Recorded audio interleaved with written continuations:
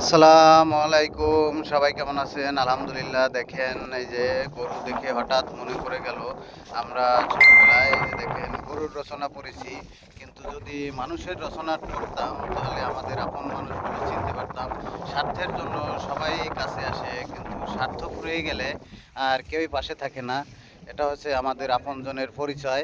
আর ওই যে দেখেন মফিজুল ভাই কি করতেছে, সে গাড়ি ঘেরের ভিতরে নামাই দিছে, নামাই দিয়ে সে গাড়ি ওয়াশ করতেছে। সে গাড়ি মিস্ত্রি, পার্সপাতি ছাড়া মিস্ত্রি, অসাধারণ মিস্ত্রি।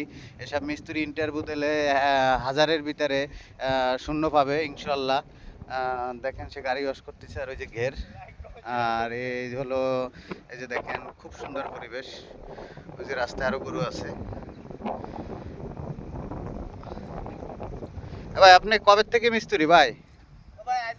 আপা দোয়া মিস্ত্রি তো। খুব সুন্দর দেখেন গ্রামের পরিবেশ, অসাধারণ লাগলো আমার কাছে, তাই আপনাদের কাছে শেয়ার করলাম। জানাবেন কেমন হলো। আল্লাহ হাফেজ।